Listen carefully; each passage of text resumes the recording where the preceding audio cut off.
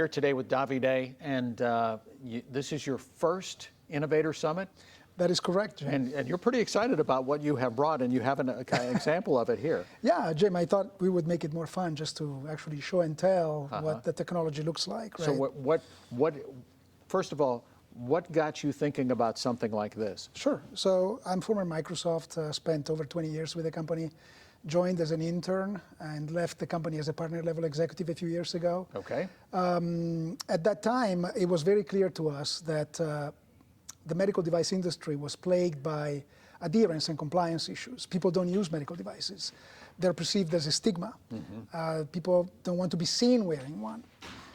So we decided to actually create a platform, both hardware and software, that actually injects sensing technology into whatever the patient decides to wear in the morning. You and I didn't know each other before today, but we probably decided to wear socks. Right. And so we decided to build a sock. In this case, this sock is washable, but it comes with textile pressure sensors at the plantar area of the foot. Okay. And a 9-axis IMU, which is a gyroscope, accelerometer, and magnetometer, like a Fitbit device at the ankle level. So we combine and do data fusion, coming from the data coming from the plantar area of the foot. And then we provide researchers and clinicians gait human mobility data so they can make diagnostic or therapeutic decisions about that patient. I can think of all kinds of reasons why somebody would want to wear something like this. Exactly. Yet there's nothing like this out there. No, and there is no way to collect the same data from the wrist. So Leonardo da Vinci used to say that the human foot is a masterpiece of engineering and a work of art. Right. But right now, there is no device that actually provides data on how we walk, not just how many steps we walk, which matters, but not that much. But for a Parkinson's patient, as an example, step time variability and balance is more important than the number of steps that person walks. That is true. That is true.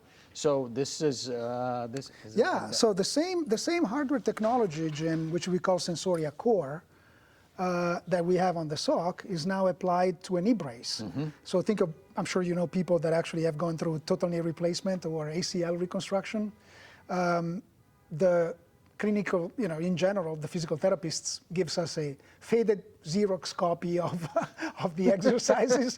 I feel like you have had this experience. Exactly. Yep. And we, 2 days later, we don't even know where we just misplaced that, right? Right. So now imagine having a mobile application with 19 different exercises that provides us with not only adherence and compliance data, but also range of motion of the knee, and how are we doing this type of exercising. So we monitor every single exercise, every single repetition, both quantity and quality, and we provide data to the patient, but also remotely to the clinician that is taking care of them as well. Right, so everybody's in the loop, and Exactly. it's digital. And it's asynchronous as well, so it doesn't force the clinician and the patient to be in front of a computer at the same time in real time. Okay, saves time and money. And this is interesting. I know many people who have worn the boot, but not this version of the boot. Yeah, you're absolutely right. This is, from an economic standpoint, this is probably the most interesting one. This boot has been designed from the ground up by former Nike designers to actually be cool. It looks a little bit like a Nike Air Jordan, right? Just an extended version, the ultra high top. Yeah, this is for diabetic foot ulceration. So it's actually designed to reduce the risk of amputation. In this country, we have an amputation every 20 seconds due to diabetic foot ulceration. And after an amputation, life expectancy of a patient is about 5 years, same as the most aggressive cancers. So the cool thing about this boot is that it has been tested and validated clinically by USC Keck School of Medicine, Baylor College of Medicine in Texas, and UCLA in Los Angeles on 150 patients to improve adherence and provide data back to the clinician. So when the patient is unable to adhere to the protocol, this device can be made non-removable. And so that reduces the risk of amputation. Okay. Interesting stuff. So obviously everything's been tested and you like the results. So where are you with the process of bringing your company to scale? Great question. So you're absolutely right. So we have developed the hardware, the software, and both mobile and cloud. And we have actually been fortunate enough to work with some of the top academic institutions around the country to validate clinically these solutions. Now we're looking for partnerships and the go-to-market is clearly the next level. So we have never done a priced round of funding yet. So we're actually looking for our first priced round of funding.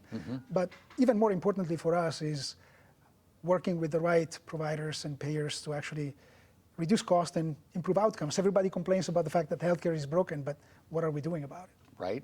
Well, this is, I mean, this clearly is a money, I mean, you can look at this and based on your description of everything, all right, so this is a minimal investment compared to the money that would be saved in the long term. We think so too. I think you're absolutely right. Jim, during the pandemic, we were not even able to see a clinician.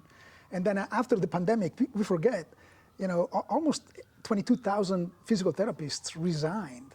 So the gap between the aging population and the availability of clinical resources is widening. So if we don't leverage technology to serve patients, I don't think we have another option.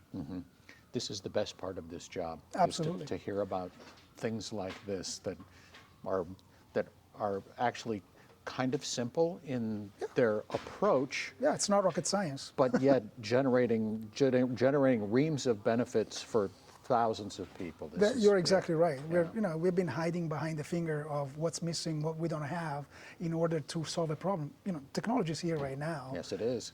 We can do that today. Like you said, there's nothing. I mean, you and I didn't know each other before today. We wore socks, right? So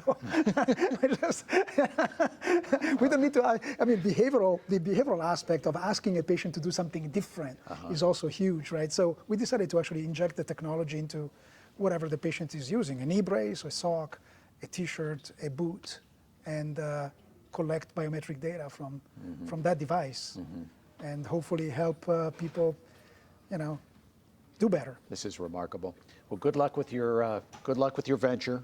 All best of luck. Although clearly you have set a really nice table. and welcome to the summit. And rub elbows and good luck moving forward. Thank you for having us. Thank you. Thanks, Jim.